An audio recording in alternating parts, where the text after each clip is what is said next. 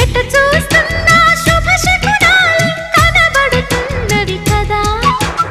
ఎవరేమన్నా పెళ్లి మంత్రాలై వినబడుతున్నవి కదా.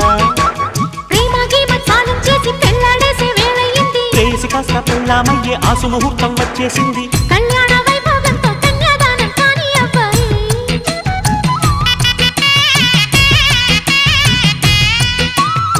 ఆ పైన నా ఒళ్ళోని కాలక్షేపం చెయ్యాలమ్మాయి.